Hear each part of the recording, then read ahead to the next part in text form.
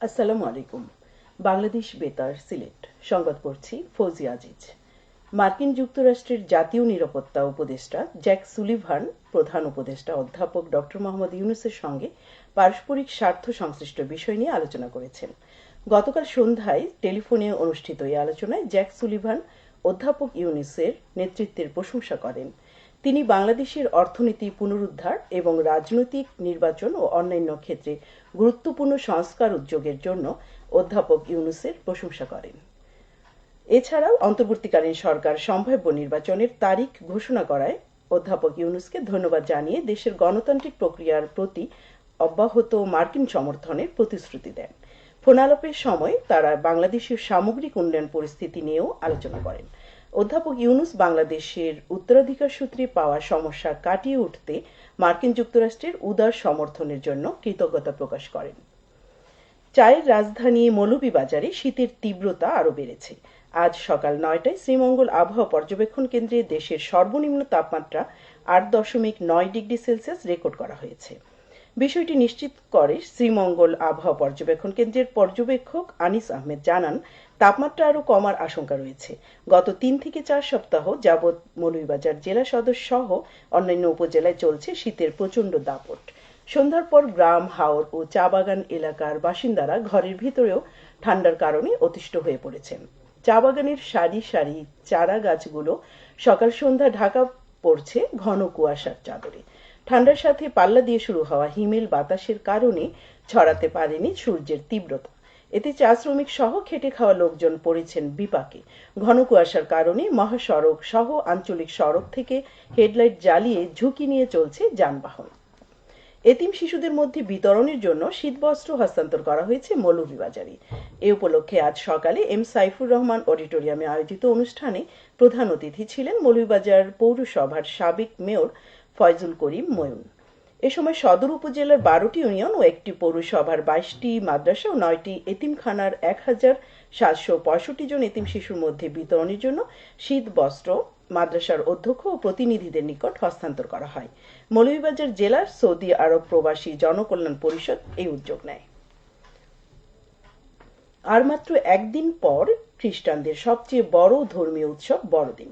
প্রতি বছর ২৫ ডিসেম্বর বড়দিন পালন করেন খ্রিস্টানরা। সকাল ৭টায় শুরু হয় বড়দিনের প্রার্থনা। এরপর সকাল ৯টায় হয় খ্রিস্টযোগ অর্থাৎ বিশেষ প্রার্থনা।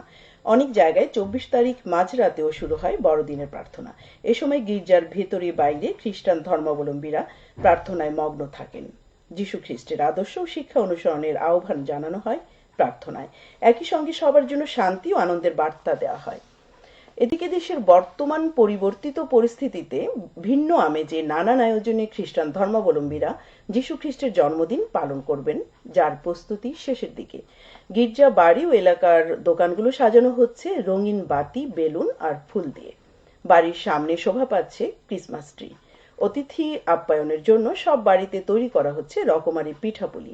শীতের বাতাসে ম করছে ক্রিসমাস কেকের সুবাস। খ্রিস্টান পল্লীর গির্জাগুলো ইতিমধ্যে ঝলমল করছে বাহারি আলোকসজ্জায়। প্রার্থনা সভা, যিশুর জন্মস্থান প্রতীকী গোয়ালঘর তৈরি, ক্রিসমাস ট্রি, বেলুন আর বাহারি রঙিন কাগজে সাজিয়ে জাঁকজমকভাবে যিশুর জন্মদিন পালনের আবহে তৈরি করা হচ্ছে গির্জাগুলো। এদিন সবচেয়ে বেশি আনন্দে থাকে শিশুরা।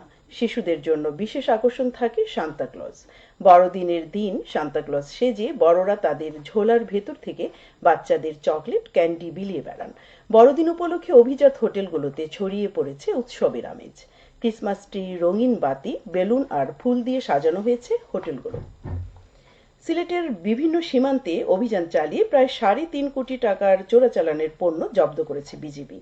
আজ দুপুরে এক সংবাদ বিজ্ঞপ্তিতে বিজিবি জানায়, গতকাল দিবাগত রাতে সিলেট ব্যাটালিয়ন ৪৮ বিজিবির দায়িত্বাধীন বিছনাকান্দি, তামাবিল, শ্রীপুর, প্রতাপপুর, পান্থুমাই এবং কালা সাদিক সহ বিভিন্ন সীমান্তে পৃথক অভিযান পরিচালনা করে তারা।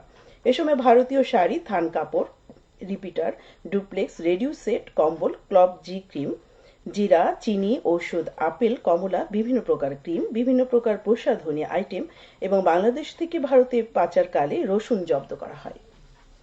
সিলেটের গোলাপগঞ্জে গুরুত্বপূর্ণ বাজারে রাস্তা ও ফুটপাতে অবৈধ স্থাপনা, যত্রতত্রভাবে যানবাহন পার্কিং, অস্থায়ী দোকান স্থাপনে যানজট এবং জনদুর্ভোগ নিরসনের লক্ষ্যে মতবিনিময় সভা অনুষ্ঠিত হয়েছে গতকাল। উপজেলা প্রশাসনের উদ্যোগে উপজেলার সভাকক্ষে সভা অনুষ্ঠিত হয়।